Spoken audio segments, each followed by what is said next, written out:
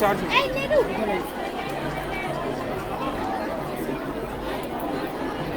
Live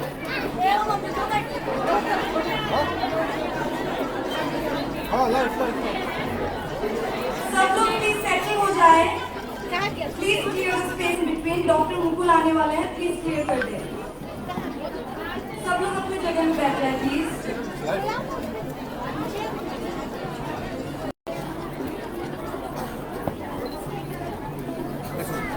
भाई यहाँ से चले जाओ, यहाँ से हटो।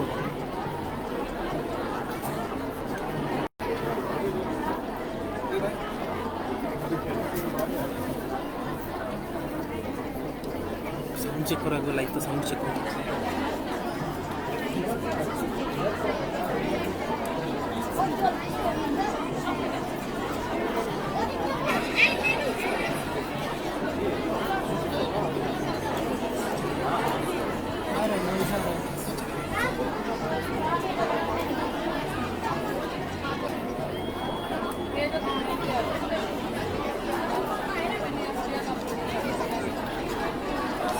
Depan volunteers sudah diperiksa. Kemudian review apa entry bertahan.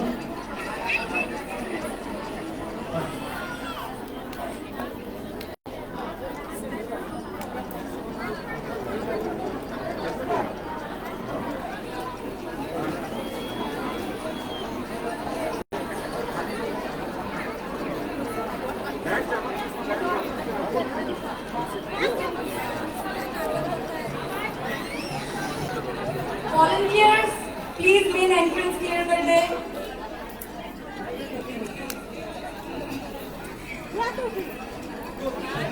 Clear the main entrance।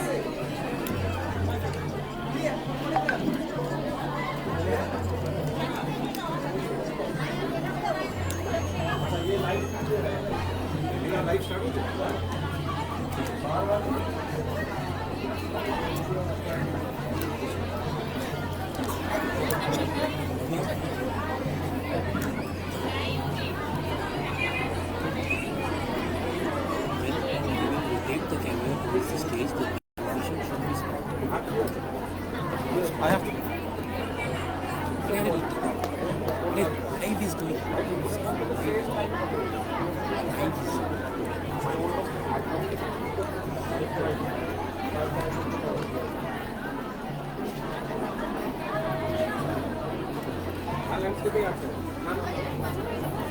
এই ওটা লাইভের কোয়ালিটি খুব খারাপ আছে ইন্টারনেটের জন্য। ঠিক আছে চাপ কে বলছে? হ্যালো, আরে নি তোমাদের ইন্টারনেট চেক করো, আমাদের এখানে ঠিক আসছে। হ্যালো, বলো। ওদিক থেকে এন্ট্রি করে নেবে এখন কোথায়? আরে যখন নিত মানে আমাদের কাছে ওখানে একজন বসে, ওরা এখনই অ্যানাউন্স করলো যে এখনই ঢুকবো, তো আমরা স্টার্ট করে দিলাম। আমি মুকুল আমার বাইরে দাঁড়িয়ে আছে, ওয়েট করছে, এই জাস্ট ক্লিয়ার করে দিয়ে ঢুকবো।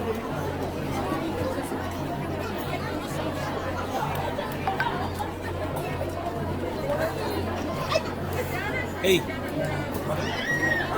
সঞ্জীবা ফোন করলে আমরা দেখে নেবো।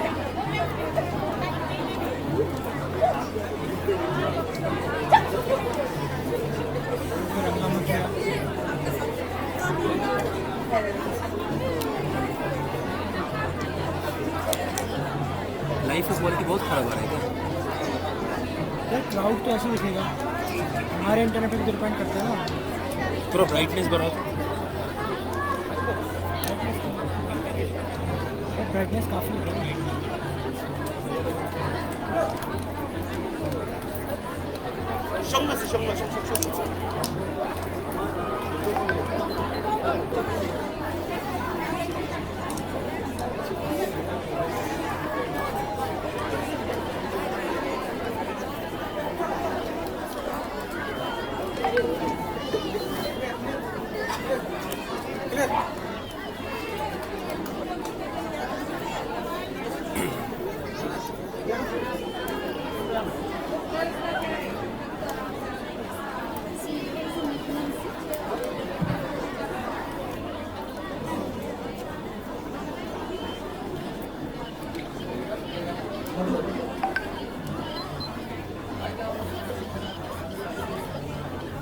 Ladies and gentlemen, please stand and welcome Ms. Dr. Mukul Sarma, our honorable leader of opposition, as he entered the hall.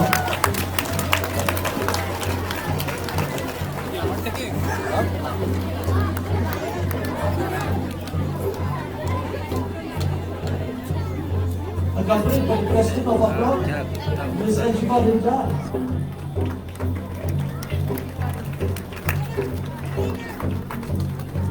And by James Lindor, Vice President, State General Congress Committee.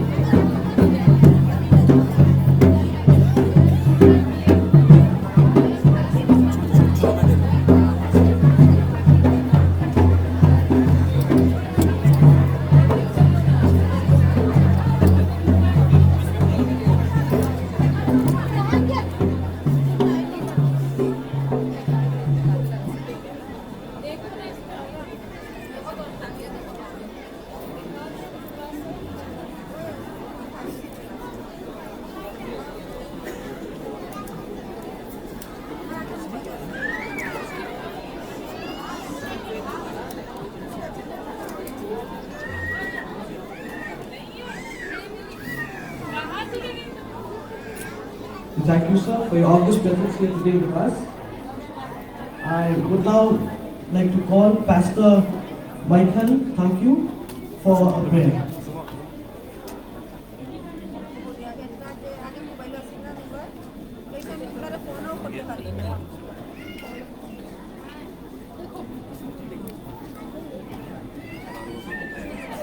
Greetings to you all in the name of our Lord Jesus Christ. It is my privilege and our privilege sama camera lag that we can gather together here. So before we start, let us bow our heads and pray.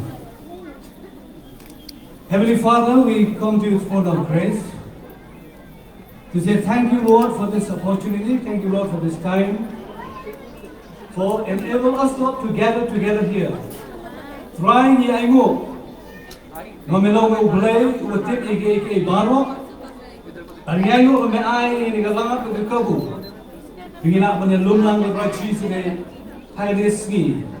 Kum kilong kebe ke try. Kum kita ke prachi sine ki badan. Ya ke cingkit klit. Nampak kari bat ke cak dumre. Nyayo ne ke prachi sine bakara mame hikai ni banduai. Nakam lagi no sensyar. Banduai nampak kita kan ke try ke badan klit. Prachi sine duai haga keteng gajome. Kum kilong keme ki belum lang hari ko por ko prachi sine. Ngadwai mo me atrai, menai ke start, menai ke champagne, menai ke prachi sine de chonga. By way na playing chongi. Bigla anshem ya ke responsibility ko try. Bigla prachi sine panwandra ya ke cingkala. But when you try cheese sine, baka hop kesensyar ke try cheese bakara. Baka sedang nagiying isem kichong. Kung try bakara ngadwai, banga IT nagapor baro, bagi eke baro ki program so baro try cheese sube chonga, kiba on penyan yang ada ski. Kilong ko try ba munsir buku chome uyalam, but kilong ko try kat kum katagin ka plan, but ke penyan de ke chome. Kau me try menyo on penyang hun. Lakine baro kilong kime, but baro you can say ki badalang ringkat but ni kerangla. Begin shimming ni ki cingkit klik ko try. We'll take the responsibility in our heads for Jesus. Try banwan ra ko try cheese bakara. Ya ke cingkala. Penon rak troi chi sube de chonga ke ka sin sham ka ba. Penon rak troi chi sube de chonga ke baro troi chi sube ka troi. Given your day, but given long, kat kom kaman ke chome. Nyango but ye acknowledge you make a troi chi sube ka. But yes, Lord, you are still there on the throne. You are God. No one there is, Lord Jesus, to compare with you, Father. And we know, Lord, the only one that can bring change is you, Father. Because we know that there is power in your name, Father. That's why we declare that there is power in the name of Jesus that can bring change and that can bring us, that can give us the wisdom to be able, Lord, to understand, to be able, Lord, to choose the right candidate for this new election. And we pray for all the states, for all the candidates, for all the voters, Lord Jesus. Teraya baro ginambut kedua. Kita berskong tu berbenci. Ya ke hak kecil kita teraya cisa berkara. Bensim bentang teraya cisa berkara. Kum kita responsible citizens teraya cisa. Kita wanra teraya kecingkal lah. Lagi baru ipan kedua. Agar kita dengan cisa. Amen.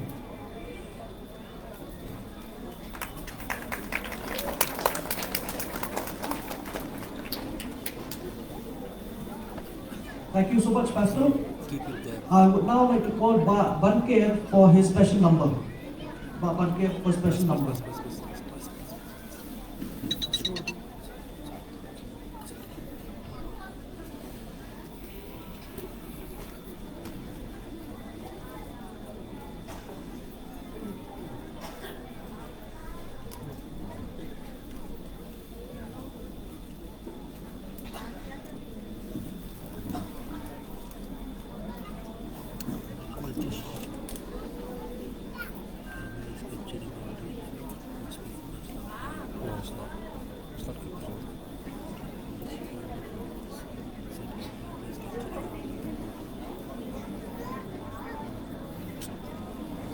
Never about it.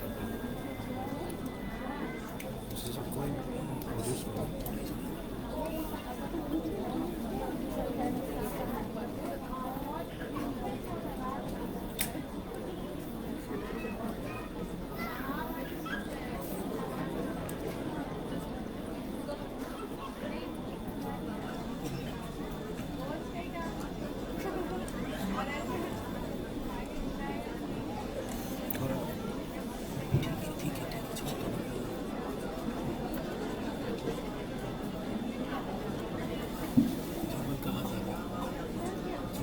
this way.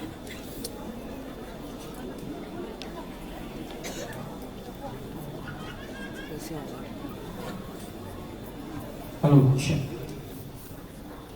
Just be track yet, top.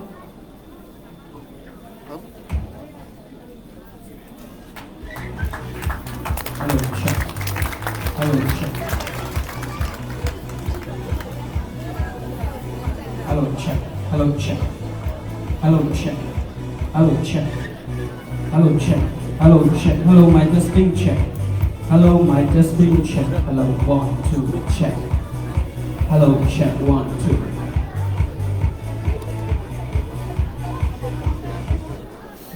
Check.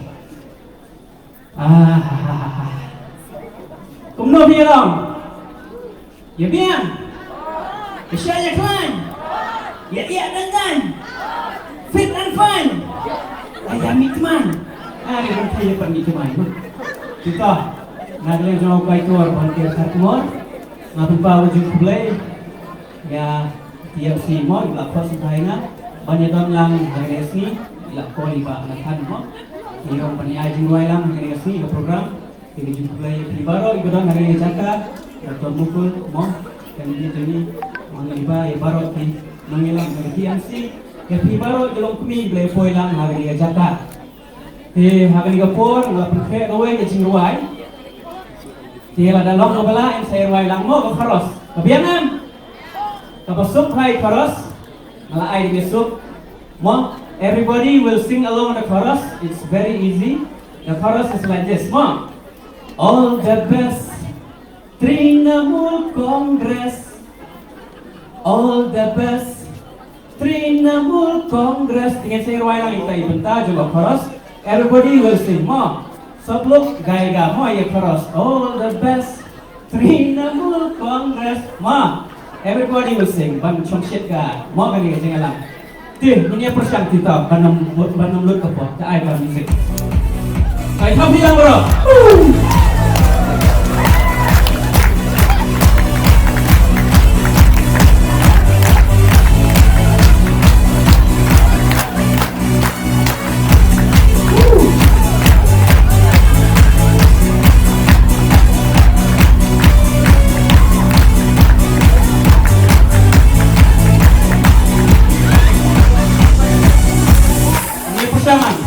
All the best, Trinamool Congress. All the best, Trinamool Congress. All the best, Trinamool Congress.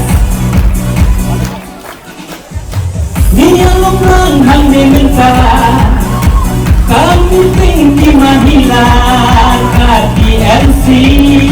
Semangat selalu kishuki. Ringkat kita ke DMC, Ishnya cisha kane kasih, hakane gajaka. Ringkat doktor nukul sama. Gimana?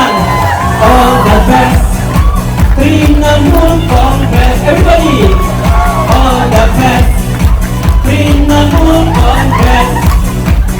All the best, Trinamool Congress. Ringkat tertong el jiwa, inam yalam ibat beta, iba yo ijai, konstituensi ban pen pernah. Ban community society, ban kecilnya konstituensi, ai kami ikan pay, om ban shusong tang hapot pay. All the best, Trinamool Congress. Everybody, all the best, Trinamool Congress. Everyone, all the best, Congress. Woo! 1, 2, 3, takbiran. Woo!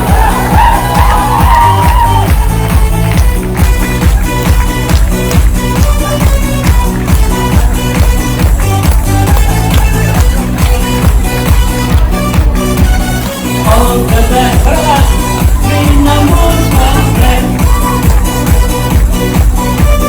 All the best, Trinamool Congress.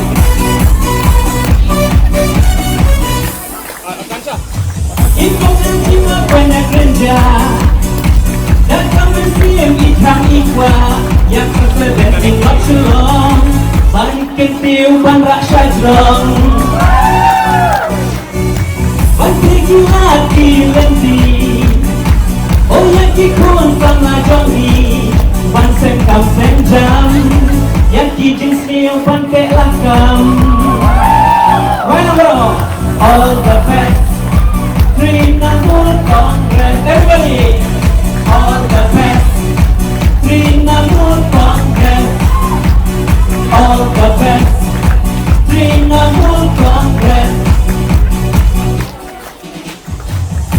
Kajing ketok yang pi, mahilang rock kati MC, bijik mungkin best, kin ketok kin long sukses.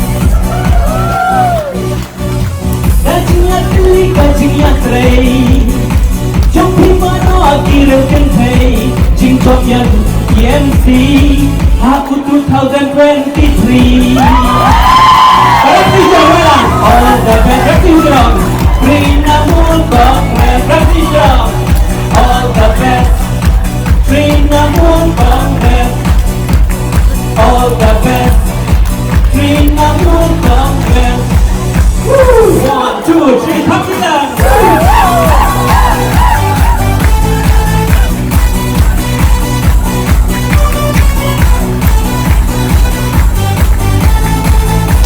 Apa harus berterus? All the best, Trinamool Congress. All the best, Trinamool Congress. Right, I see it. All the best. Trinamool. All the best. Trinamool. Publishable. Publishable. Thank you very much.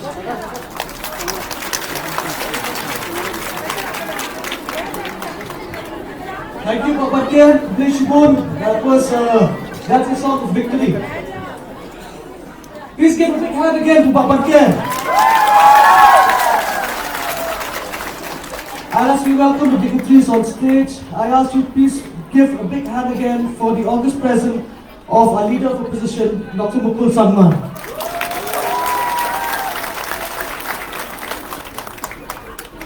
A big hand to Sri James Lingdor, the Honorable Vice President. And a big hand to our candidate.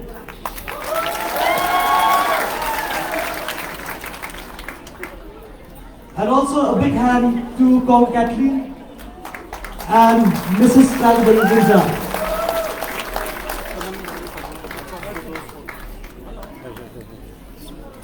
I now call upon Ms. Aljiva Ninja to present the bouquet to Dr. Mukul Sangma.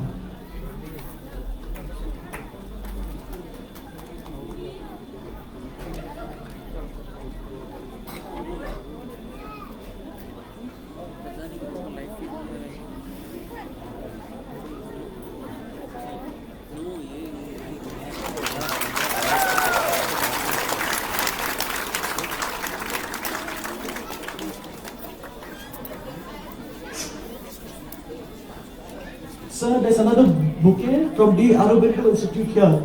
I call upon Farida Khan to present the bouquet to Dr. Mukul Sangma.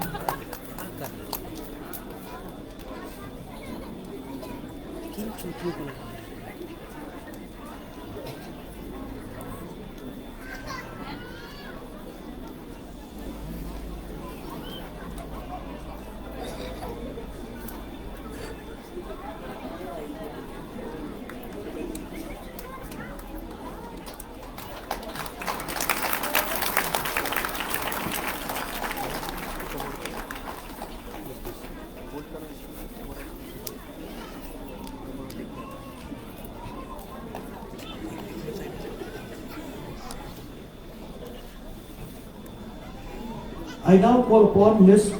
Yufika Lingdor, the General Secretary of Milan North Shilong, to present the bouquet to Sri James Lingdor.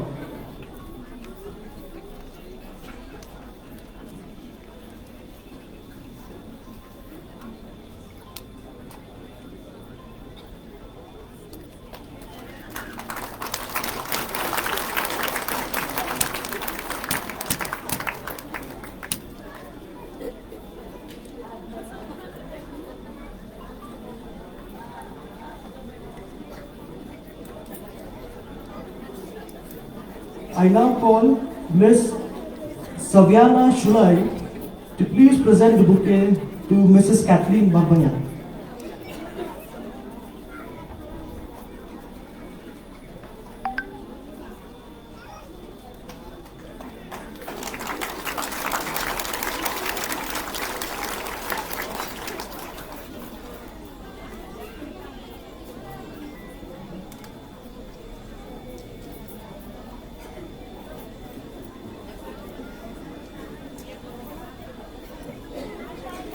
I now call upon Srimati Meetu Dev, Vice President, Mahila Committee, Jail Road, to present the bouquet to Mrs. Clarabel Ginja.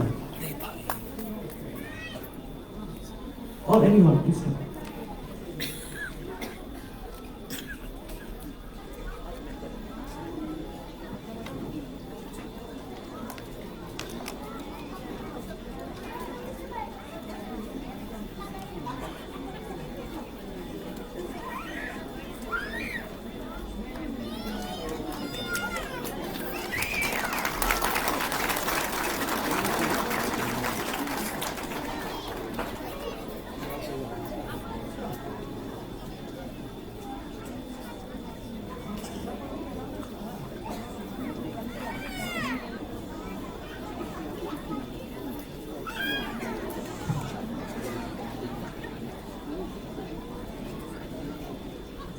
Thank you. We now come to another part of the program where there will be an interaction session between you and our honorable leader of opposition, where you can ask questions and he will interact with you. So I call upon our volunteers to please carry the mic in the audience. Two of you.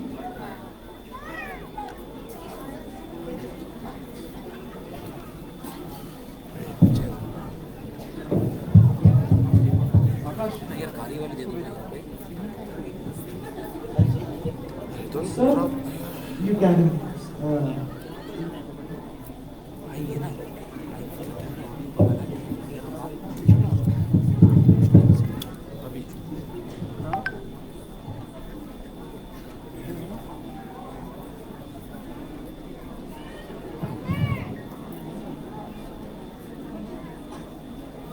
यार सुनना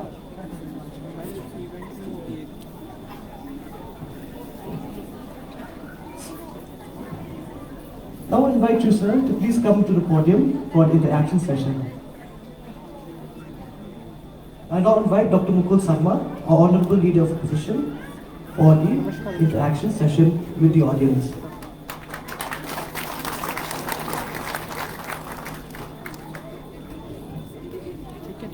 I'm looking taller. मैं कह रहा हूँ कल अपन Greetings, everybody, and hello to everybody. It's a wonderful moment to have all the mothers and sisters filling up this beautiful hall. I'd like to, at the very outset, thank the organizers for this wonderful program, where I have the privilege of being here to meet all of you. It's a privilege. I think it's been a long time that we have met last, and today to have this special program dedicated for the women, the mothers and the sisters. It's a wonderful occasion for me and a wonderful privilege. So thank you for inviting me to this program, and I'm happy to be available to share our thoughts and to carry forward as to how we ultimately look at issues, concerns pertaining our people, our lives, and for the larger interests of our people, larger interests of our state. And I would like the moderator to continue, and my greetings once again to everybody. सबके लिए नमस्कार। बहुत अच्छा लग रहा है कि आज का दिन में ये सिर्फ माँ बहन लोग का साथ ये प्रोग्राम हो रहा है। ये एक स्पेशल प्रोग्राम है माँ लोगों के साथ, बहन लोगों के साथ, महिला लोगों के साथ। इसीलिए एक सौभाग्य भाव रहा हूँ अपने आप को। I am definitely confessing that I feel both privileged, and I really acknowledge the presence of all my distinguished mothers and sisters here.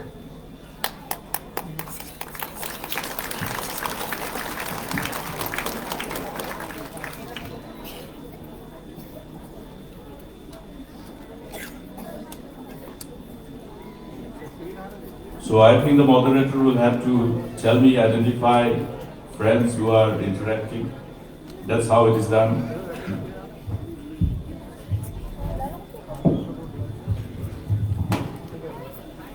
It's a privilege to talk. It's a privilege to talk to each other and to listen to each other.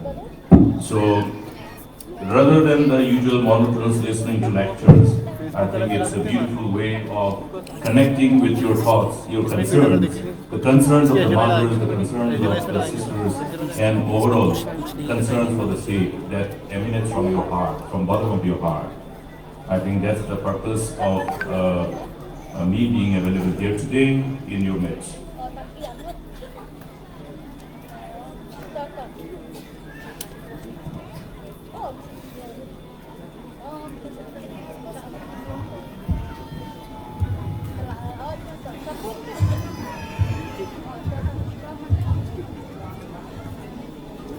Excuse me, sir. I would like to ask you this. Thank you, sir. And now I would like to ask the audience, anyone who has a question for sir, they can raise their hands for the question. So we go first, this lady over here.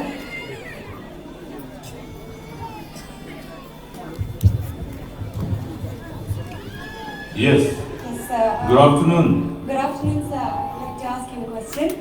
So, what do you think the MDA government could have done to avoid the Mukra tragedy? Thank you. Yeah, I think we are confronted by this very challenging situation. I'm sure if you, I thought you would start with something else, but anyway, this is a issue which is just before us. I had the chance to go and see for myself, along with my own friends and colleagues from the party, to know from the ground zero. As you're connected with the situations that those were unfolding in the preceding months and preceding years, the prevention and deterrence is the mantra. How we prevent from this type of unfortunate incidents happening. Therefore, at the very outset, I think it's only appropriate for us to once again condole the unfortunate demise of those precious lives, and we convey our deepest condolences to the members of the bereaved family, the victims. And at the same time, this brutal killing has been something which would have avoided, which shouldn't have happened, and it's highly condemnable, and we have condemned this brutal killing of innocent lives. Now, if you're looking at the instances of harassment, instances of atrocities perpetrated upon the innocent citizens by the authorities.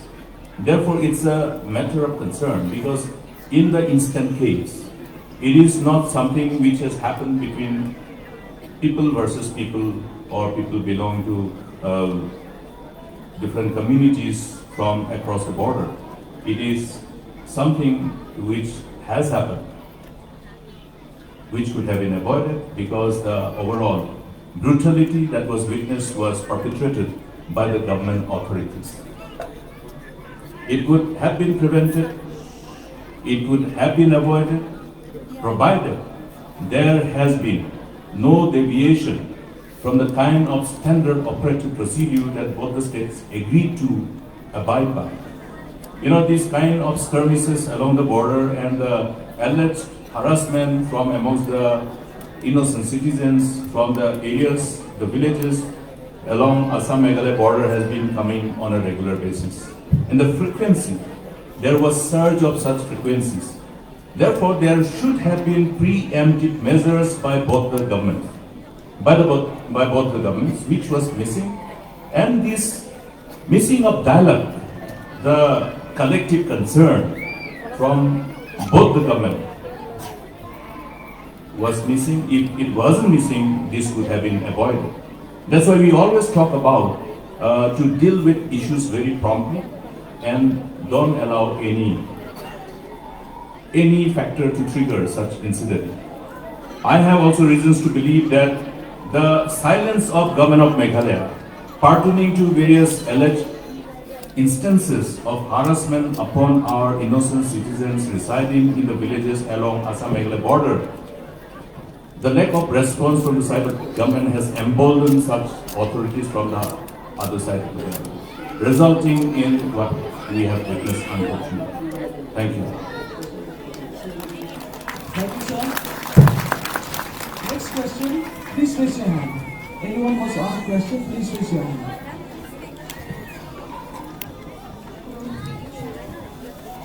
Greetings to one and all present here. I, Adrita Bhattacharjee, would like to proceed with my question for Dr. Mukul Sangma. With due respect, sir, Can I even see? after... Sorry, sir? I can't see you. Oh yeah, you're far with the... Yeah. I think I need to look at you when I speak. Sure, sir.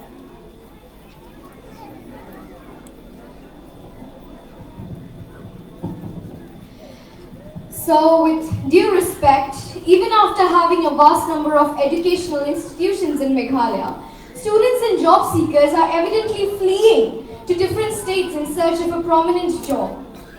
The only sector promising stability in one's life is a government job, which is obviously saturated. Not even the IT sector in Meghalaya is active enough. With the cost of everything rising, how would you as a leader bring up more job opportunities to the state, enough to ensure the students not to having flee away in search of a better prospect? Thank you. Yes, you would have, thank you, beautiful question. I think it's one of the very pertinent concern of all the people. Lately, we have observed certain instances which is an offshoot of the kind of patients which have run out from amongst the youth who have been waiting for opportunities of employment. Today, it is a fact that opportunities of employment within the state has been limited. There has been collective endeavor by government, successive government in the past to create that kind of avenue. Now, you would recollect as to what were the initiatives of the successive governments in the past, and thereby creating the kind of hope amongst the youth. Now, you will have to look at the challenges associated with the rising demand for spaces in the job market. Now, there are two areas where you have the job markets. One is the government sector, another one is the private sector. Now, when you're talking about the government sector, government has to be able to have the kind of resources to fund its revenue expenditure. Revenue expenditure which revolves around your payment of salaries, payment of pension and other maintenance expenditure. Now, where will this money come from? The money for government for all these purposes will come from different economic activities, which will generate the kind of revenue resources that is required by the state. That's the reason why, as a state, we'll have to look at areas where our strength lies, identify those areas on a priority basis. Now, if you are talking about the priority basis, in as far as the potentiality of the state is concerned, now when we talk about the potentialities of the state, then we need to look at both the resources, the natural resources, and the potentialities of the people themselves, the human resources. Therefore, how we leverage upon these potentialities and funnel the ideas in the right perspective so that the revenue which is accrued to government exchequer is appropriately planned to create that kind of avenues of opportunities, both in the government sector and also in non-government sector. I have reasons to believe that people will not look at only the government sector, not only the government sector. I have seen some of the youth who have looked at non-government sector, the private sector, as an opportunity for sustainable employment. I remember when the government embarked upon multiple initiatives to create that kind of avenues of employment, avenues of job opportunities, both in the government sector and the private sector, outside government sector. I think I should place on record my deep sense of appreciation to some of the young men and women of the state who looked at the opportunity and, having been convinced of their sustainable livelihood that can be provided for them in the years to come, they grabbed those opportunities. I remember one young lady with I think I remember the surname, Mazo, Srimati Mazo, who was an employee in the bank, decided to give up her job in the bank and choose to be an entrepreneur. I think you have that one of the coffee product, which is sourced from the southern slope of Meghalaya. So, we need to create that kind of avenue. There must be avenue that generates the hope amongst the youth. In absence of that, there will be migration. There will be migration not only in search of job. So there are two things that is happening. One is in search of access to higher and quality education because of the institutions that's available within our state not being able to cope with the surge in demand for admission. Now, when we look at encouraging our youth, our children, and reduce the dropout, there will be demand for admission in higher education. This is what we have seen over the years. You have seen students aspire to get admission in some of the premier institutions in the state, standing in long queue, even running from pillar to post to get admission. But in absence of enough seats, or rather enough institutions coming up, what has happened? The youth have been compelled to go outside in search of access to higher and quality education. It becomes unaffordable for few, for many rather. Few can afford. And in the process, what happens? Many of these youth, men and women, when they look at the opportunities around the state where they are studying, and they look back at our own state about the availability of opportunities based on the kind of qualification that they have acquired for themselves, they see that, okay, there is no opportunity in the state. Therefore, they decide to stay back. That is what has happened. I remember in the pandemic, when the lockdown was enforced across the nation, what happened? We had to grapple to find ways and means to bring back our youth. Now, who were those youth? They were not only the students, they were also youth, men and women who were working elsewhere, outside the state. You look at the number, huge number, at all levels of job spaces available across the nation, including people who are seekers of daily wage laborers.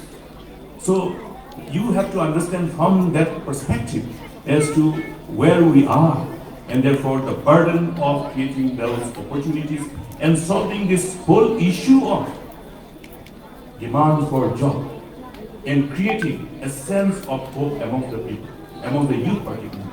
And that is precisely the job of the government.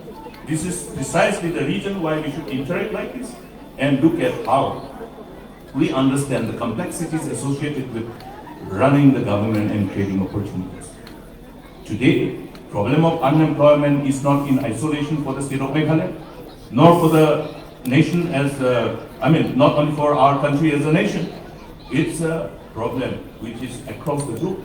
Therefore, every policymaker has to understand the complexity of this problem. And therefore, what is the strength that is around us? The land, the resources, the amazing destinations that we have. These are unique, exclusive. How we can leverage upon them. That's why we say that, okay, what is the priority that we want to set as a state, as people of the state? What is the strength which can be leveraged upon by all of us to create that multiple opportunities for all people from all walks of life, people who would be looking at different stratas of job spaces. And education is one sector. Today, if you look at the initiatives of our then government, we realize that many of our youth are unnecessarily compelled to leave the state in search of technical education, professional education. We don't have an engineering college of the state government. That's why we embark upon initiatives. One beautiful building for government engineering college has been already established in Maulai. I had the privilege of getting that sanction. But we have to start. If an engineering college has been initiated in 2017-18 and still doesn't take off in 5 years, then God save Meghalaya. You see, how many years a nation like China take to build a mega city? I think we have to look at the pace with which developmental initiatives are being embarked upon and being implemented across the globe. Because we are not insulated from what's happening across the globe. That's the reason why the youth have started asking questions. What are you doing? You policymakers, why are you not creating that kind of opportunities? And besides, leveraging upon what has been initiated, the government of the day must also embark upon new initiatives. Today, therefore, the onus of responsibility upon the policymakers are enormous. And that's the reason why all of us who will determine as to what kind of the government that we want must think, interact, and decide collectively by utilizing the wisdom and knowledge and enlightenment that God has vested upon us. Thank you. Thank you, sir. It was such a wonderful answer. And now I request anyone, please raise your hand, wants to ask a question.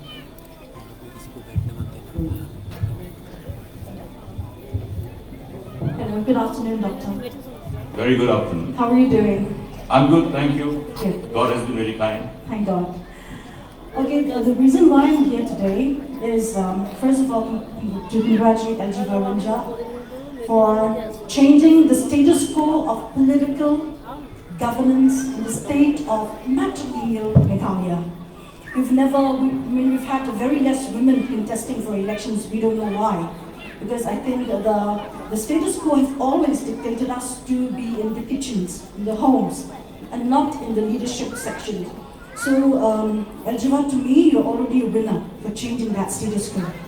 Irrespective of how many votes you're going to gather in the coming election, to me, you're already a winner because you are representing us, the women. Giving us more power to contest maybe for different elections that we can. Because I believe very strongly, I want your point of view as well, Dr. Mukul, on this, that I believe very strongly that women in governance, in political, social, economic governance, as she has quoted just now, she's Dasumar Majal, the coffee maker. She's also into the economic entrepreneurship of changing the status quo of having businesses run by women. I mean, I'm very proud to say that, and I'm a very proud woman standing here. But also at the same time, I want to know your point of view. If we change that status quo and having all women in the Meghalaya Legislative Assembly, what future do you see for the state of Meghalaya? What will happen to the engineering institution that has been laid down? I mean, you have told us that you have had the privilege to bring the sanctions of the engineering college that has been lying there, as a ghost building. Forgive me for saying this. But do you think that if women are in governance, we can change that? I believe we can. So what's your view on that? I agree, and precisely, I think world has been witness to this fact, that women has proven themselves to be very efficient in governance, very efficient in even managing the affairs of the running of a family. And in fact, I must tell you one thing, that I have in my whole innings as a politician given a special focus and priority on connecting the mothers, the women, even in building the organization.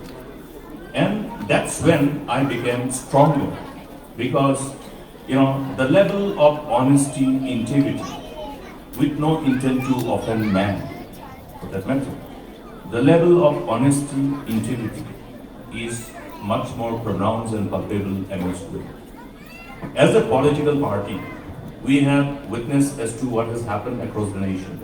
We have seen successful women embarking upon all those political innings to really shoulder upon the responsibility of governance. And as Trinamool Congress, we are proud that even our national chairperson is lady herself, Mamata Didi, Srimati Mamata Banerjee, the chairperson of All India Trinamool Congress. And she has demonstrated her commitment, dedication, honesty, integrity, and the resolve to live up to the expectations of the people. She has done much better than men. And even in the electoral battle as well, you have seen how she has been surrounded by men in the last election, and how she has proven herself that a woman can defeat formidable opponents as well. The mighty conglomerate of all national leaders coming and engaging in the electoral battle, and she has proven that she can withstand that kind of onslaught and still defeat them, and still remain focused on her commitment to serve people. Similarly, I think the first day when I met this young lady, LG Varunja, I have known her. So, somebody whispered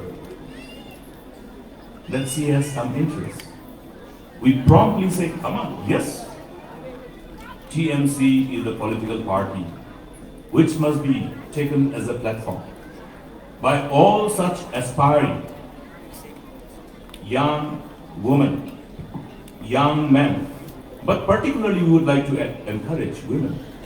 Even while we were in the government, you have seen the party to which I belong earlier.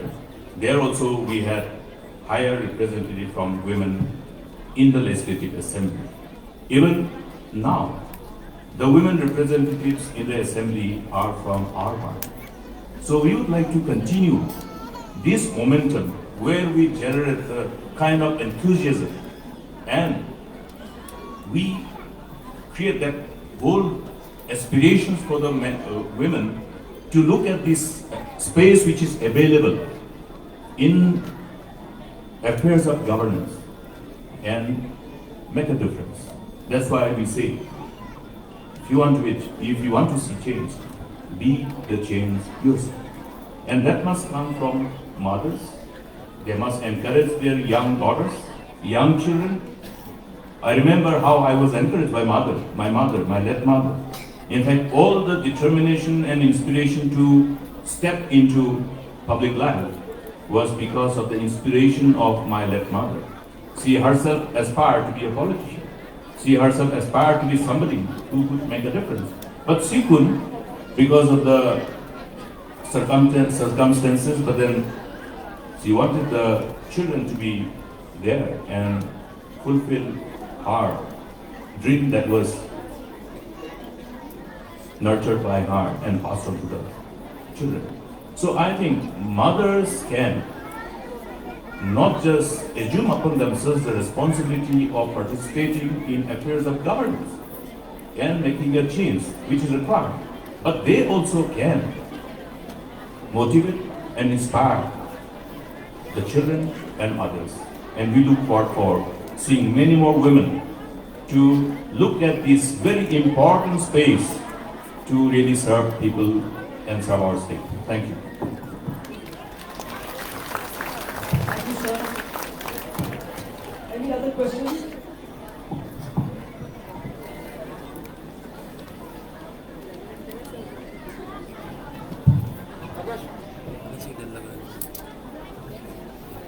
Hi, very good afternoon, sir. Very good afternoon. Good to see you. I am working in a private-based company in Bangalore, and for the past 2 years, due to the pandemic, we have given an opportunity to work from home. However, as we all know, the several social eruptions that have caused havoc in our state have led to continuous ban of the internet almost every year. This hampers our work progress. Do you think there are appropriate measures that should be taken by the government? Yeah, I think I have been also expressing the same concern, not just once, but many a time. I had the privilege of being in the government as minister, as deputy chief minister, and you have given me the privilege to be also the chief minister and run the government for 2 consecutive terms. And we, as a state, then was confronted by much more challenging circumstances. We had in the western part the violent activities of various insurgent outfits and terrorist organizations, militant organizations. And we were also confronted by similar challenges pertaining to law and order issues. Now, it's the responsibility of the government to restore order and instill confidence amongst the population. And to be able to achieve that, we must have focus and priority. In absence of focus and priority, if the priority is shifted to something else and not to the affairs of effective and efficient governance, then this is what you see. And when they don't know how to manage, then they react. I will just interpret this shutting down of internet, which is unacceptable, which is condemnable by all concerned, because it affects everybody's life, as a knee-jerk reaction. It is not an action, but it is a reaction. It is not needed. As I have just referred to the period when I had the privilege to be in the government, not even on a single occasion did we agree to shut down internet. No, we did not shut down. But didn't we restore order? Didn't we restore peace? Didn't we instill the sense of security and confidence amongst the people? In fact, it is on the contrary. Shutting down of internet deprives the authorities from getting information. It's only because of bankruptcy of ideas and approach which is required to deal with this kind of situation that the government has always resorted to this knee-jerk reaction. And we must, as citizens, always draw the attention of the government and caution the government that this is not done, this is not the way. And therefore, they must learn the art of governance, and particularly when confronted by these kind of challenging circumstances, they must not lose focus. Thank you. Thank you, sir. Now, this is a humble request from us organizers. I request everyone in the audience to please remain silent as sir answers your question. Next question, please. Anyone, please raise your hand.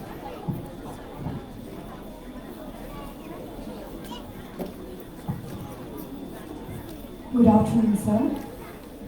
Good afternoon. Would you mind please coming closer? Sure, sir.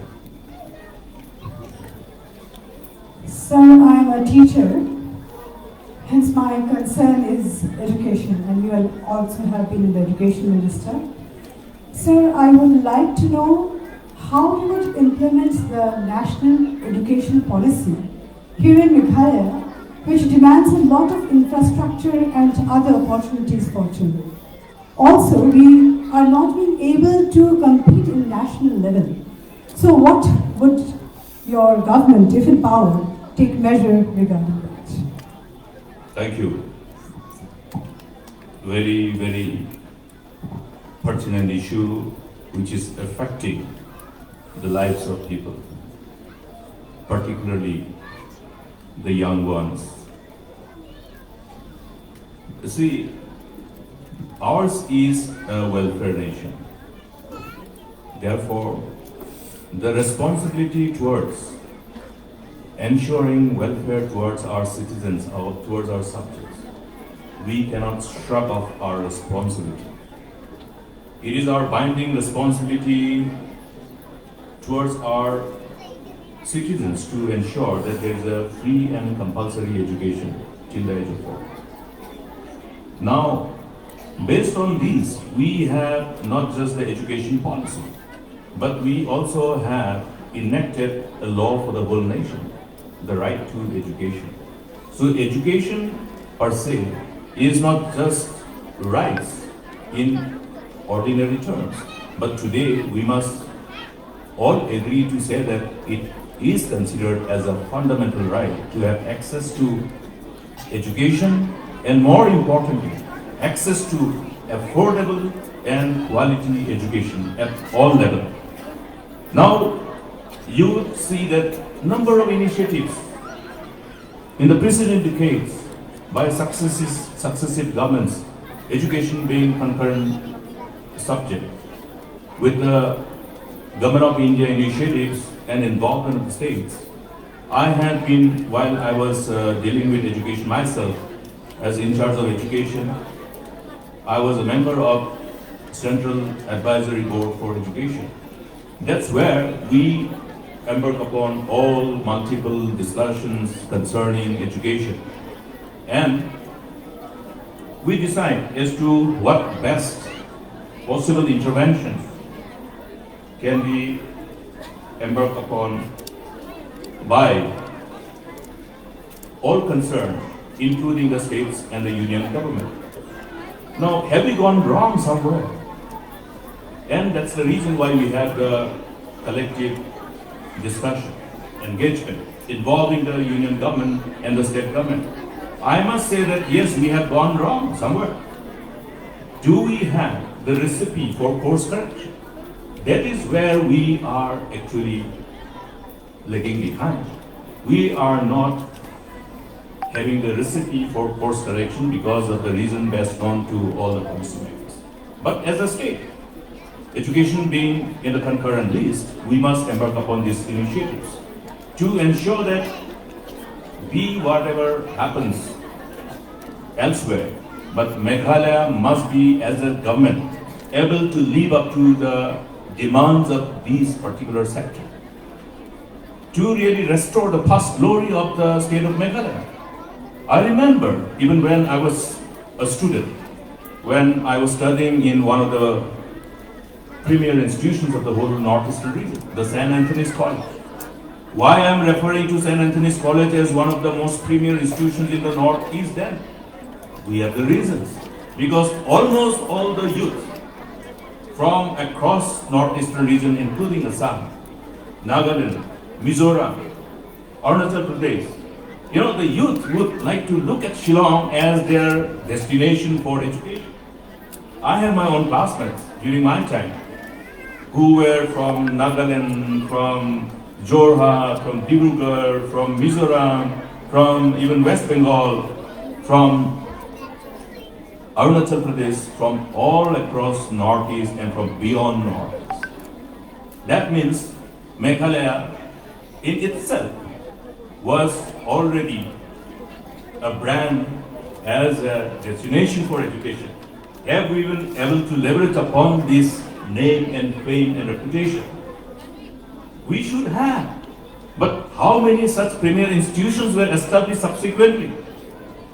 We are grateful to the missionaries that they have established these premier institutions and they continue to live up to expectations. We have the Pine Mound School, Shilong Pine Mound School. I know every mother, if they have a daughter, would like to send their tiny clothes to Pine Mound School, Shilong. Wonderful school. Have we leveraged upon this reputation, this brand? Now you might ask, did you do? I will say, yes, I did. We wanted to leverage upon this brand. We wanted to leverage upon this name and fame. But I must confess that yes, certain things which we could have achieved, we have not achieved because there are always certain shortcomings and there are certain challenges. There was a time when the education department was provided with a budget which was available only for payment of salaries. Only for payment of salaries. There was no fund available from the state's own resources to take care of the infrastructural requirement for even primary education, where we had the constitutional obligation, binding obligation. Therefore, we had to always look up at Government of India. You will recollect, once upon a time, there was a program called Operation Blackboard, and under this program, the states were provided fund for creating RCC building for LP schools, lower primary schools, across the state, across the nation. Subsequently, you have number of initiatives under Sarva Shiksha Abhiyan, etc., etc. And with those funds which were funneled to all the states, we were able to manage to take care of the infrastructure requirement for the elementary education level. What happens to the secondary level and higher secondary level? You saw lots of youth after completing their class 10 examination, they used to gravitate towards the district capitals, the state capitals, where only we had the colleges giving access to higher education. So we wanted to ensure that, okay, this access to higher education is spread out beyond Shillong, beyond the district capitals, including colleges. And this is the reason precisely why we provincialize, at least for the first time in the state of Meghalaya, 4 colleges. Before that, we had only 2 government colleges, Tura Government College and Kiang Nongba Government College. But subsequently, we wanted that every district must have a government college. And we wanted to go beyond the district capitals, beyond the state capitals. That's the reason why we embarked upon a number of initiatives to establish colleges. We have one such project which is coming up in Maupla, College of Science and Commerce. You know, beautiful plan. And for this program, we were able to get the consideration from Government of India. Similarly, we have another College of Commerce and Science in Garowe. Similarly, like the engineering college, we also have another College of Architecture and Urban Planning. These are all funded by Government of India, but the sad thing is that in the last 5 years, the whole momentum with which we were moving ahead to complete this whole infrastructural development and to commission these schools, to operationalize these institutions, did not happen. But another important part is that what happened to the secondary and higher secondary schools. As I say, we were grappling to get fund for infrastructure. Since the fund that was available with us was only available for payment of salaries and pensions and little maintenance. So we looked at the avenues of resources from outside. We also looked at so-called externally aided projects. We reached out to World Bank. We reached out to Asian Development Bank. We reached out to Japan International Cooperation Agency and various other international funding agencies who does the funding, who extend such funding support to sovereign nations and the states. And we embarked upon one program, which was a new program which the Asian Development agreed to support in the name of Meghalaya Human Capital Development Program, funded by Asian Development Bank, and where we had substantial amount of grant coming and only 10% to be refunded by the state government then at that point of time. So with that money we could build some infrastructures for 117 secondary and higher secondary schools across the state. That was the first tranche. And it didn't confine only in building the infrastructure, but it also was inclusive of the necessary furniture, the necessary smart classrooms in sync with the demand of our children in the era of technology. We're talking about technology, artificial intelligence now, so the schools must have those facilities, including special corpus fund under the program for teachers training program.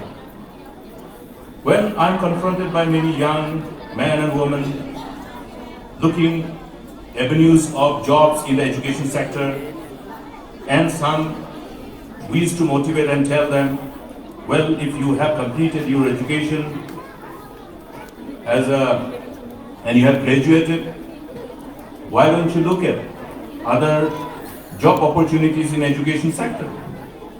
Then we are given the kind of reply that, sir, we can afford to pursue teachers training program.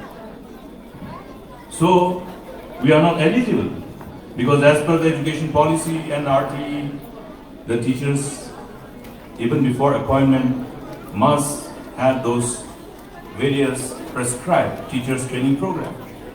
And therefore we say, all those young men and women who aspire to be teachers, who by choice want to be teachers, not by default. You see, there is a catch. There's a catch. Friends who want to become teachers by choice will be different in respect of commitment level from those who become teachers by default because of just for the sake of getting the job. Therefore, what is the important recipe to create that situation where you get teachers who decide to become teachers by choice? So we wanted to ensure that, okay, teachers appointed must have the prerequisite teachers training program. That's why we have incorporated all those factors in the RTE and the education policy. And in addition to that, we have provided 5,000 rupees as assistance per month for all the students pursuing teachers training program across the state that was initiated by our government. 5,000 rupees for 10 months, which comes to 50,000 for the first year, and for the second year, another 5,000 per month for 10 months, so 50,000 plus 50,000, 1 lakh rupees for all those young men and women who aspire to be teachers by choice. We have extended this program. But the fact is that we need to really further expand these avenues, these opportunities. Otherwise, what is happening, in order to only fulfill the criteria, you have all other formats. I think teacher's job is something which we refer as guru. Guru. I happen to be fortunate enough to be born in a family of teachers. Both my parents were teachers. So I know that teacher's job is something extraordinary and demanding. Very demanding. You don't teach only the intelligent students. You also have children who need to be taken care of separately. Repeated teaching of one particular topic. I remember when I was a student, I used to get bored in the classroom because the teacher would repeat the same topic for the sake of some other students. So in a classroom you will have all kinds of students. Students who are able to grasp everything that is taught at one go. And students who will grapple to really comprehend and digest. So, to deal with all different categories of students, children, and particularly the children who are coming from such homes where parents are not educated to really handhold the children, help them in the completion of their homeworks.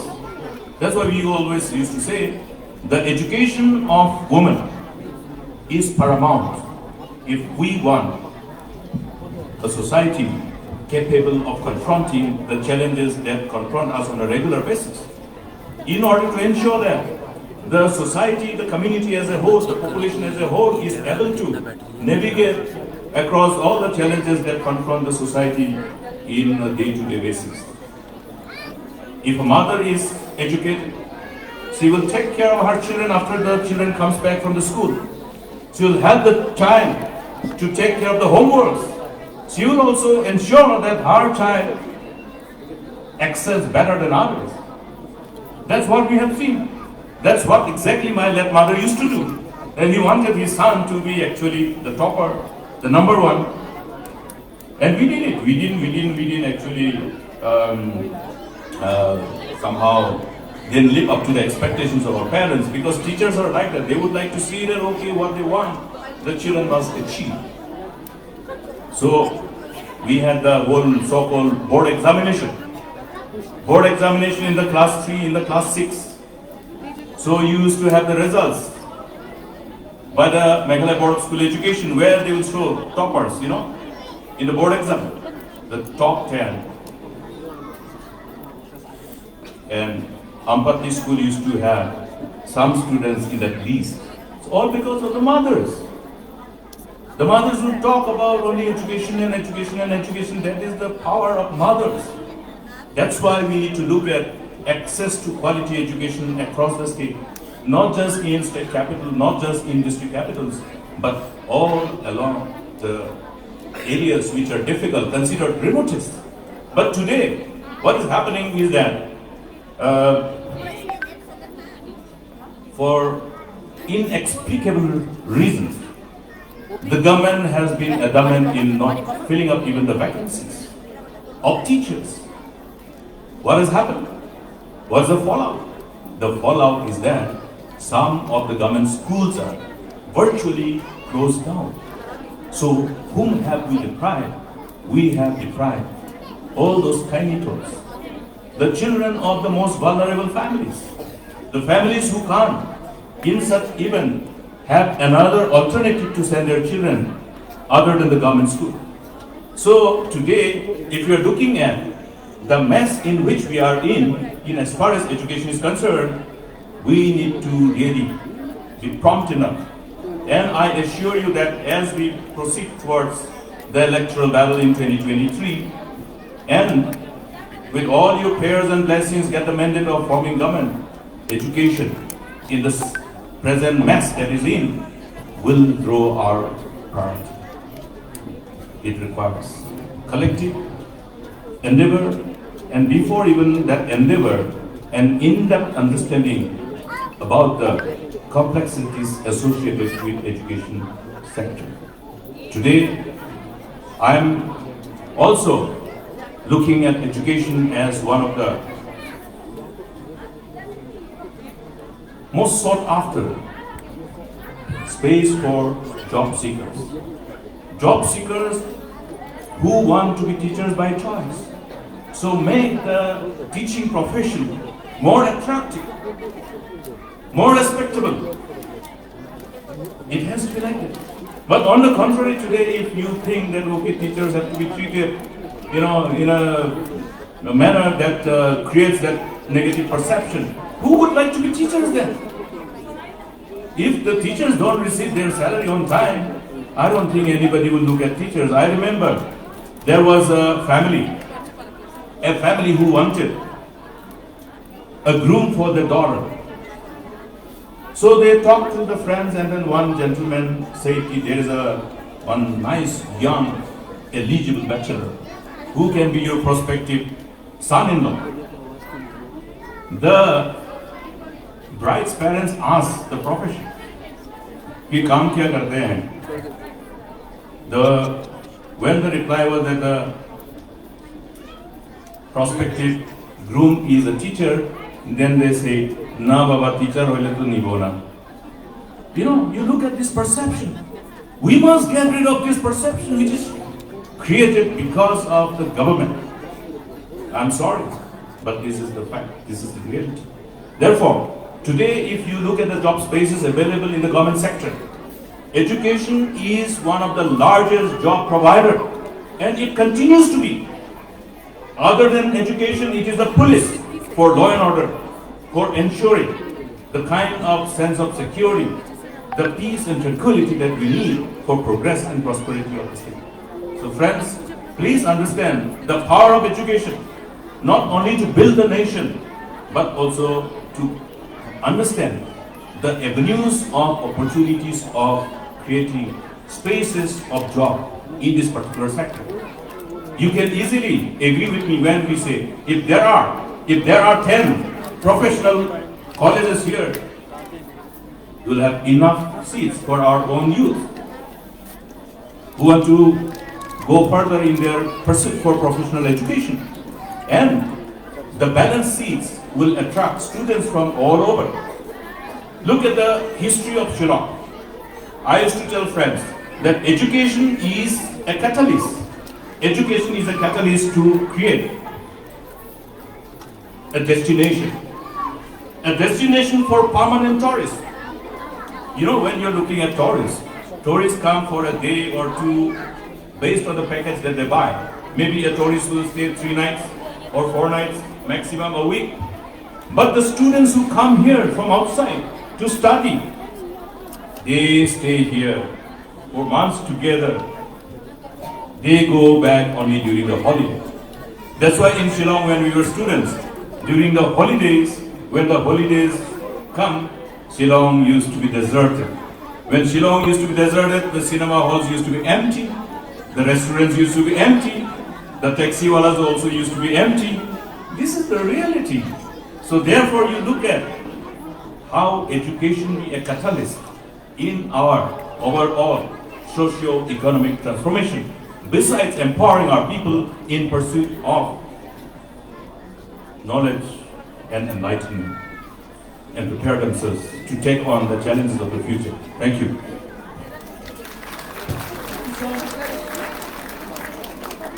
I now ask any other question from anyone. Done? I think 2 last questions. You can take last questions. 2 last questions. Hello, sir. Hi, good to see you. My name is Shreya. Are you tired of my lengthy replies? No. You have to tell me also. You want short to the point in a form of bullet points or how? Or is it okay? Explanatory? It's okay, sir. Sir, my question is, recently your daughter and Emily Miani Dishira gave birth to your granddaughter. How do you feel? How do you envision her future? That's a wonderful question. Though personal. Congratulations. Thank you, thank you. God has been gracious and kind. I'm not only a father, but I'm a grandfather. You know, it has been one of the happiest moments of my life. And I think you'll all agree. Not only for the grandfather, even for the grandmother. You know. So, as a doctor, I knew how we count the days. You know, the expected date of delivery. So I have been asking my daughter, what is the expected date of delivery? And somehow or other, the expected date of delivery was advanced because of whatever reasons. So I became grandfather a little earlier than the expected date of delivery. So it was a wonderful moment, and I will definitely remember that occasion. That's something personal though. And only yesterday I could hold my granddaughter, because on the day of delivery when I went to the hospital, I was coughing. So I had to insulate myself with double mask, and keeping in mind the menace of the so-called pandemic, and see her from a distance. So I deprived myself of holding my granddaughter on the first day, but I did justice to my desire yesterday. So thank you. It's been a wonderful moment. As the requester, we'll take one last question. One last question.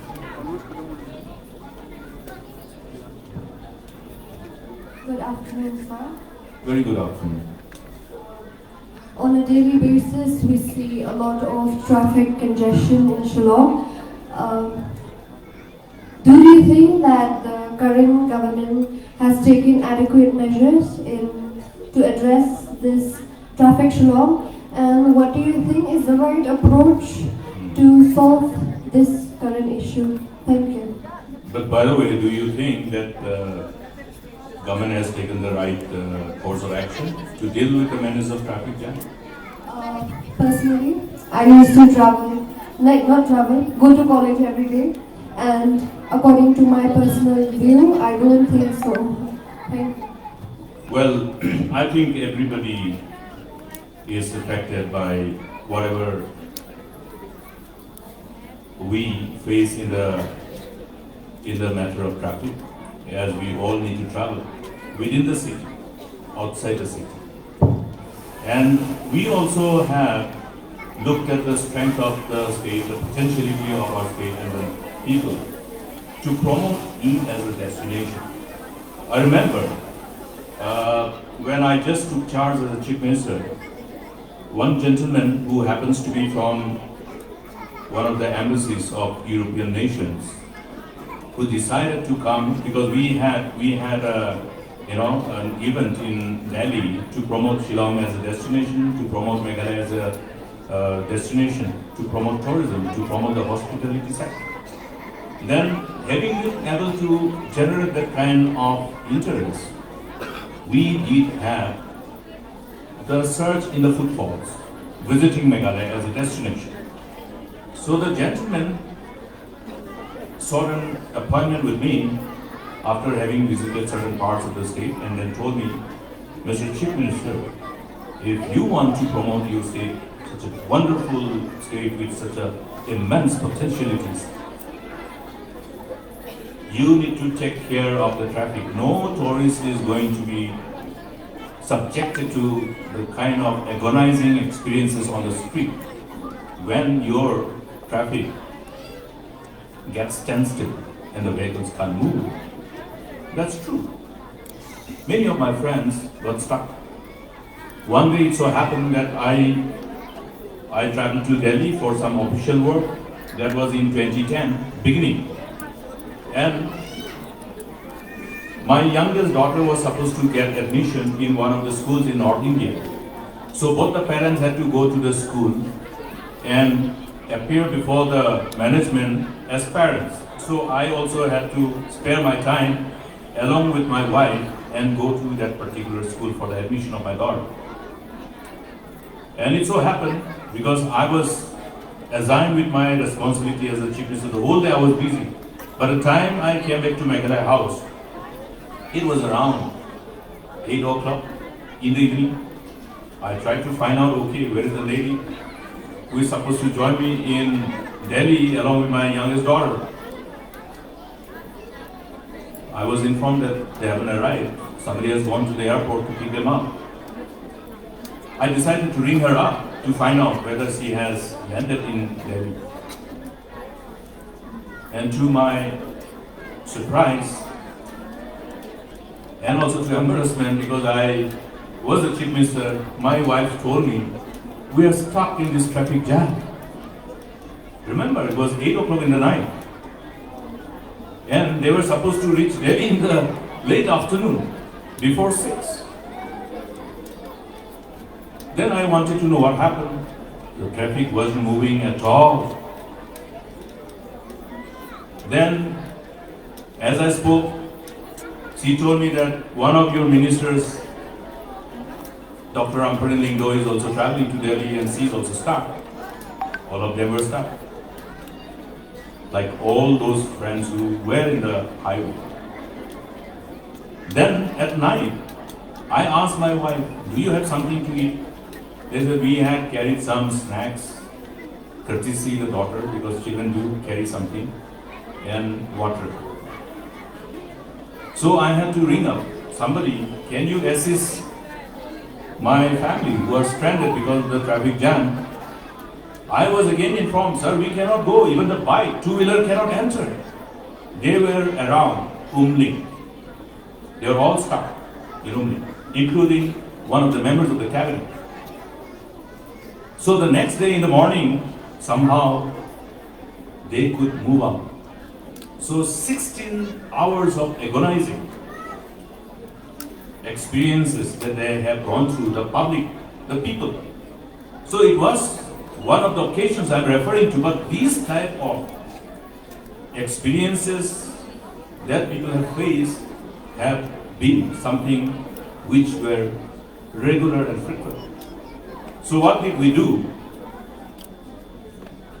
We made a concerted effort to see that we take care of this number one factor which contributes to these traffic snarls and traffic standstill. If we need to promote the state as a destination for tourists, who is going to come if you don't have those infrastructures created? So the first thing that we did was to ensure that we clear all the hurdles for construction of the four-laning of Jorabad Shilong. And not just that, because we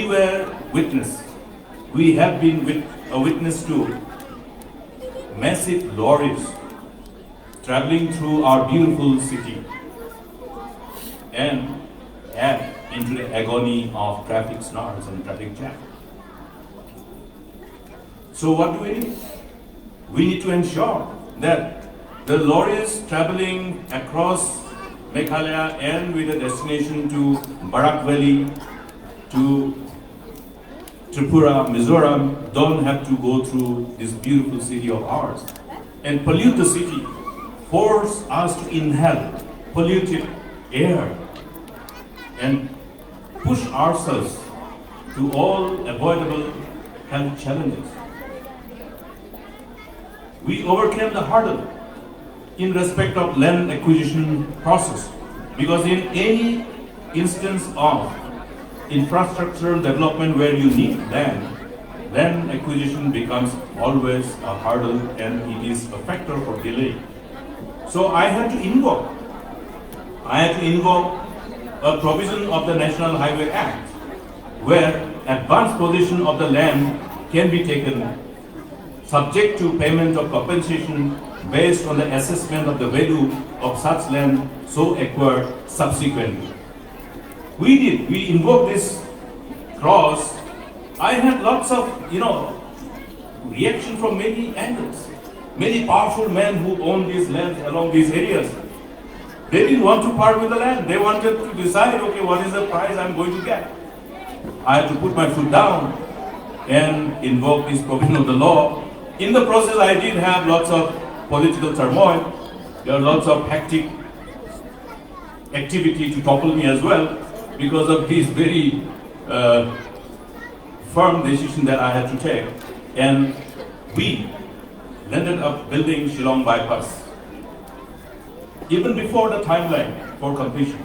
This is Shilong bypass. This is one of the rare projects in the whole Northeast which was completed before the timeline. No cost overrun, no time overrun. Similarly, this Shilong four-laning road, except the Umsning bypass, the whole other stretches we completed on time. And today, this Shilong bypass, allowing all the vehicles traveling across Shillong to take that bypass without having to enter and travel through the city, has been a big relief. Just imagine, if this bypass is not there, what can happen to the traffic in Shillong? So therefore, that was the first important initiative, a firm decision which actually enabled us to take action on a timely basis. That we have the four-laning of Jorawat-Shillong Road and also the bypass. It is unfortunate today that because of various other reasons, we hear, we see, carried by these media, both print and electronic, that on a number of occasions, the trucks are being diverted through our Shillong city. Because one of the bridges have cracked, have shown signs of damage because of, again, because of lack of enforcement of law.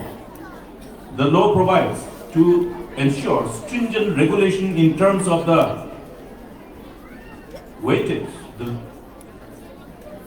the weight that a public carrier, a transporter, a truck can carry. It goes beyond. And government pretends to be blind and deaf with complete sense of impunity. Now there is one part. Today we have the bypass. We call it as Eastern bypass. But we also need to understand that that particular bypass is not enough. So we have one Western bypass.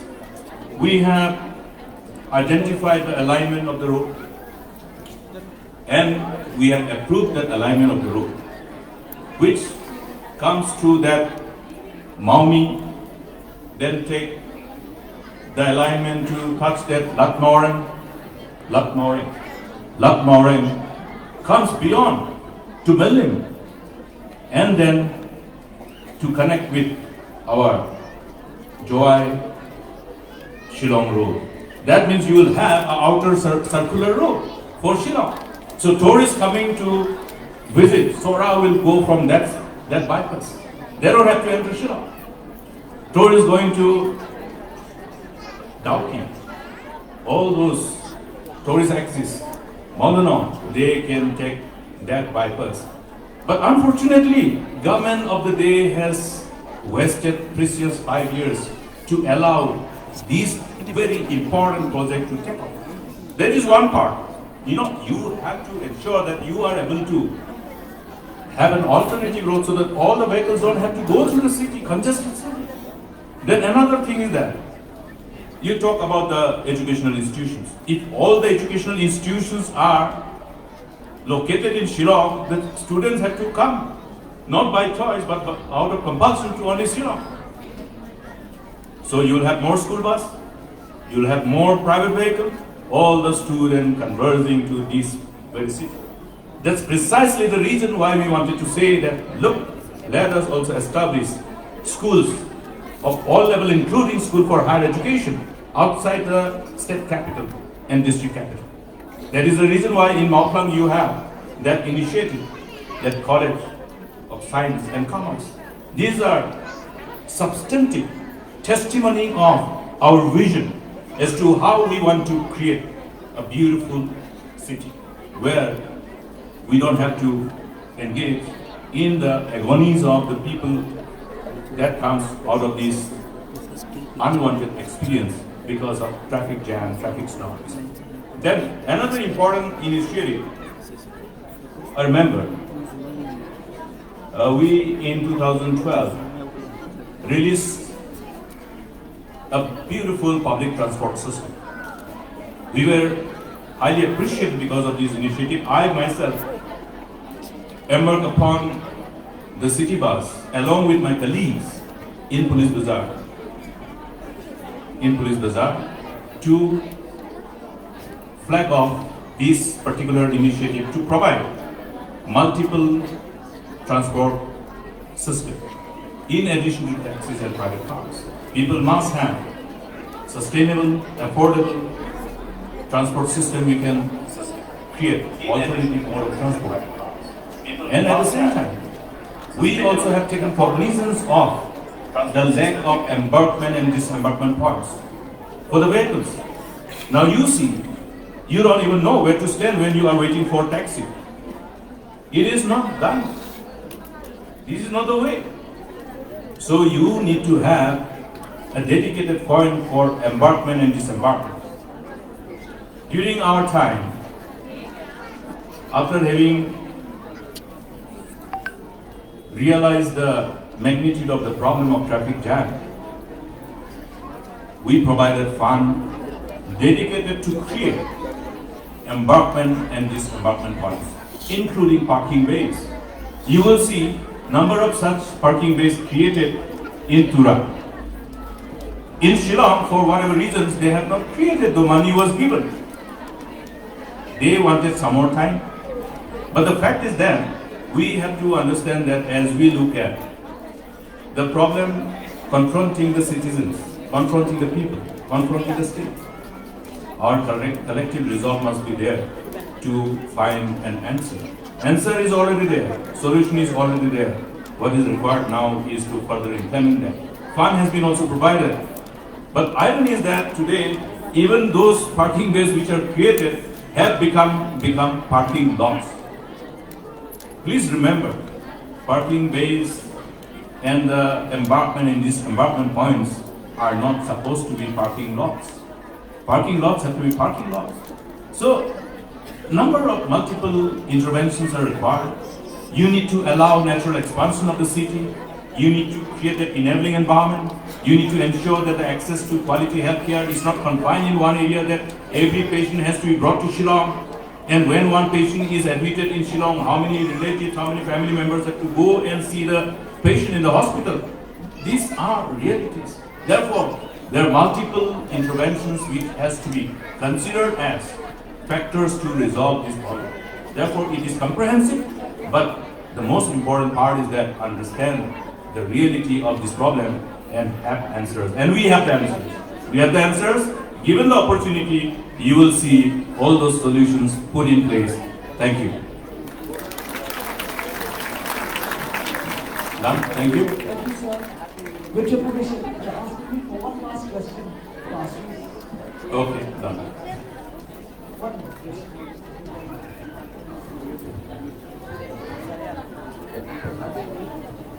Good afternoon, sir. Very good afternoon. My question to you is, why is the role of women participation in politics is so low in the state? What is your view on the role women play in the political field? Thank you, young lady. What's your name, by the way? Dela. Dera Samma? Dela Ringo. Yeah, that's correct. You know, there is a tendency, friends, not to tell the full name. Even when interviews are conducted, they'll say so and so. Whether Samma, Mara, Lingo, whatever. Anyway, good to get this question. I think the program of today itself indicates our intent. Yeah? The idea is to actually see how this desire to be part of our political system emanates from all of you. Maybe we have senior citizens, they have the reasons to believe that now it's for them to motivate inspire the younger ones to take this particular challenge and see how we can best fit it into the system. I will just go by my own experience. You know, when I was a young man, I always used to be there when there is an election campaign, irrespective of where I was studying. Even when I was studying my pre-university science in St. Anthony's College, whenever there was election, I was there in my constituency. Even when I was pursuing my course in medical college, even then, when there is an election, I used to be there in my constituency and take active participation in the whole democratic process. Now, in a democracy, the whole democratic process provides that space for all of us to participate. And therefore, when we look at the system and how the system has not lived up to the kind of expectations in sync with the hopes and aspirations of our people, and is not seen as capable of generating that kind of hopes and aspirations to further set a higher benchmark in respect of their own respective aspirations, you know, then what happens? People will slowly think that, okay, it's not good enough. So, in a given system of our democracy, there is no reason why we should lose hope. If you want to create that avenues, let us really take advantage of this opportunity which is provided in the system as per the constitutional policy. I remember I belong to one of the most backward areas of the state. I was born and brought up in my native village, Ampati. Ampati was known as one of the most backward and remotest part of the state. So when I was serving as a doctor, I chose to be posted in one village beyond Ampati, you can imagine, which was closer to Bangladesh border. And when I had to refer my patients to Tura and ask the patient party that you have to take the patient to Tura because I don't have a provision for operation or blood transfusion, the patient parties used to virtually request and insist on treating at Jigjack itself in my PHC itself. Reason? Because it was difficult to transfer the patient to a referral center. Referral center which happens to be the civil hospital. And the reason was that even if people could afford to hire a taxi, the taxi, once they know the place, they will say, where? From where? You know? Then if the patient party tells them, from Jigda, from Ampati, the taxi walas will refuse, saying, roads are bad, you won't go, you know. So that was the kind of situation. So we decided, let's take advantage of the space available in our given democratic system. And that's the reason why I decided to contest and become an MLA. So it was a decision by choice, not by default. Somebody told me, one of my colleagues, one of my seniors, told me, Mukut, don't be a fool. So I said, what happened? You want to contest at this young age? Why don't you at least work and then climb the ladder of your career path? Get promoted, retire afterwards, take the benefit of retirement, and then join politics, then contest. So I had to tell him, hello, if I want to see the change, that I think I have to take the responsibility. So therefore, mothers and sisters, you are seeing what's happening. Now it is our job to understand the magnitude of opportunities that is available for us to do and embark upon something extraordinary. The honors of responsibility. To be ready, to have that will, to have that desire, the drive.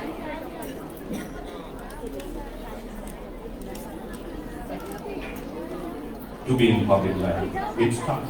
You will need the support from the family, you'll need support from everyone, but once you have the will, I'm sure there's no stop.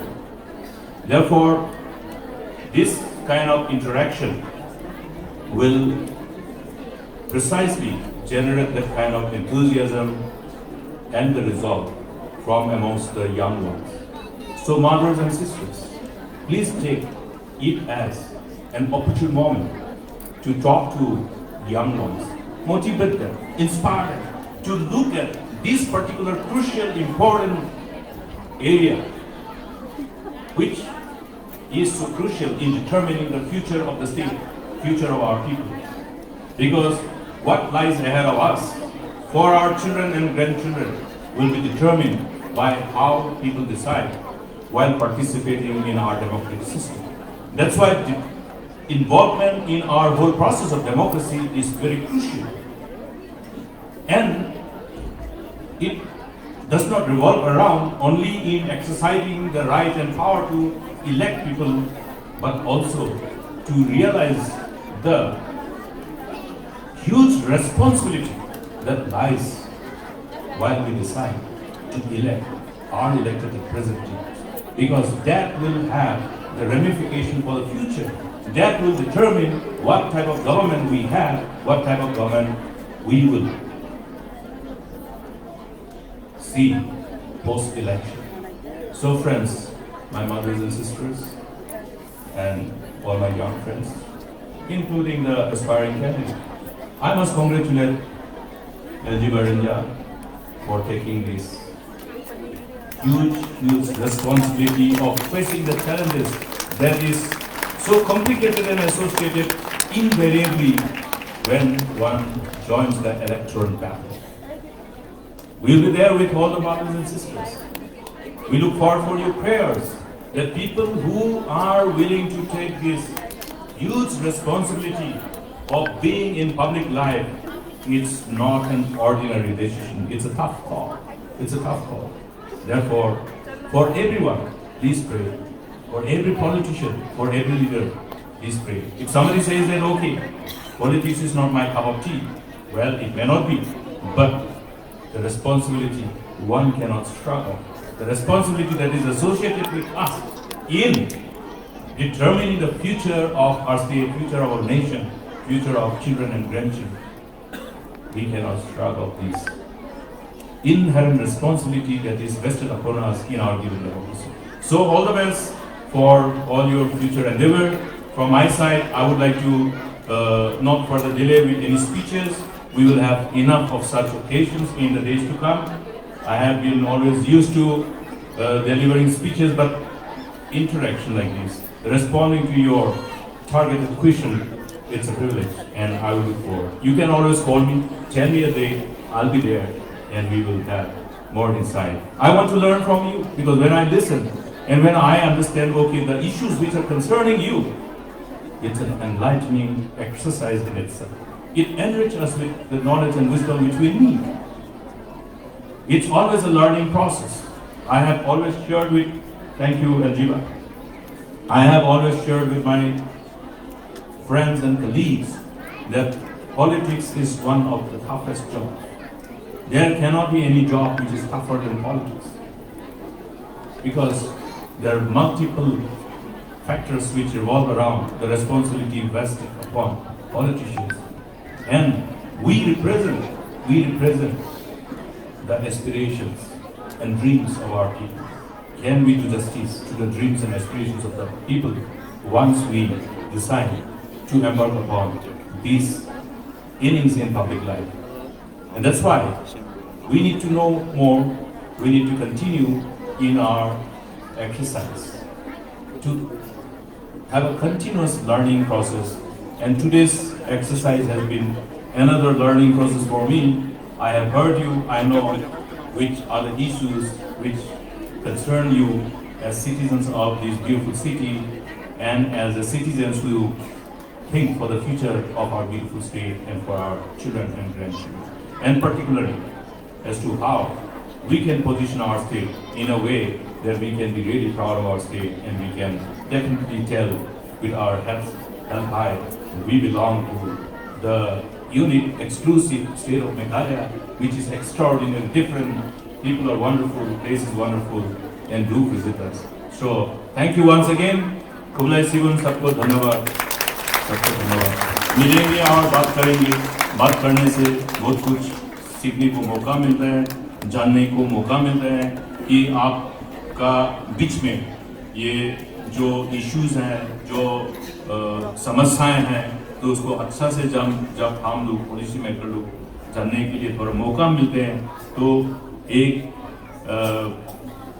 जो future में एक जो responsibility लेके काम करने का time में क्या क्या एरिया में कौन सा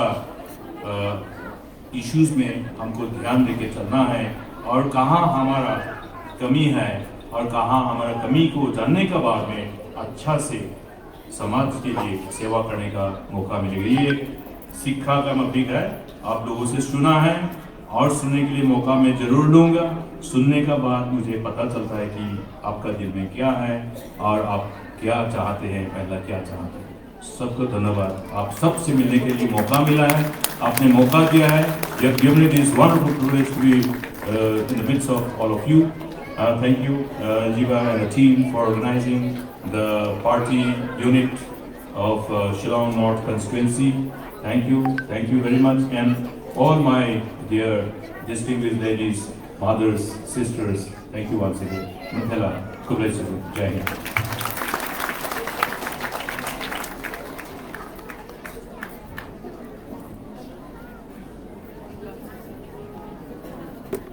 Thank you so much, sir, for addressing our concerns and issues that matters to us.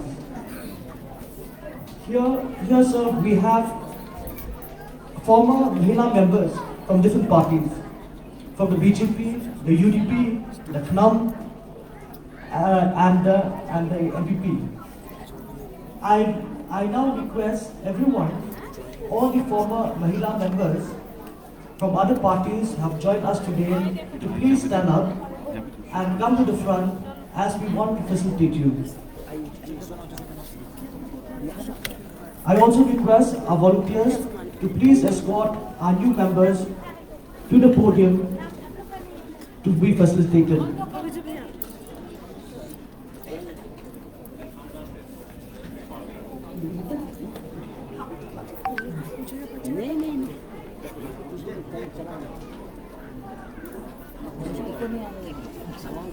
I request the volunteers to please escort our new members to the stage.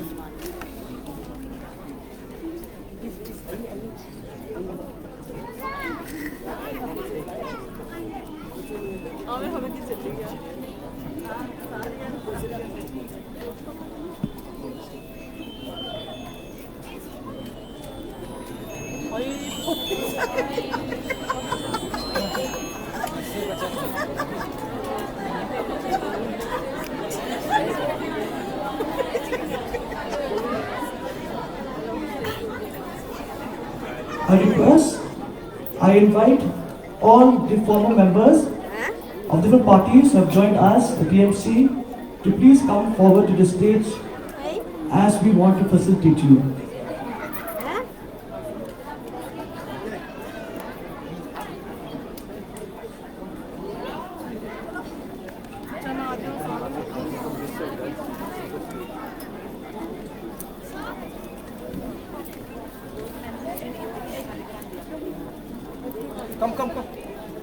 Now the party members who are joined from our meeting, Subha Parman Satya.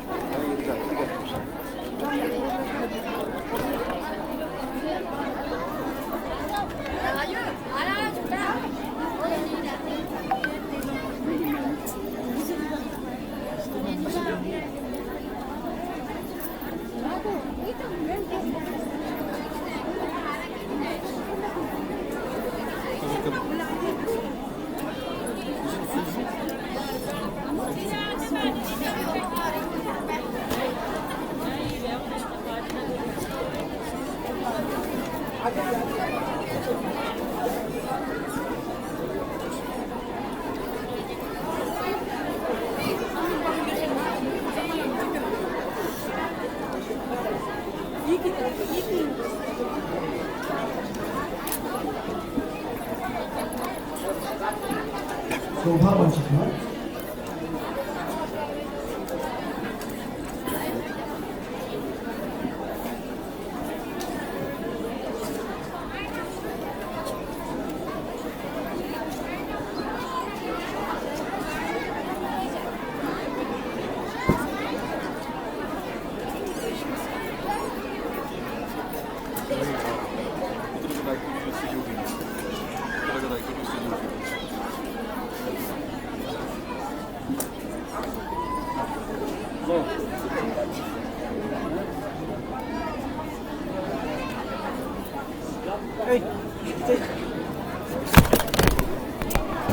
कुछ हुआ यार, अब तक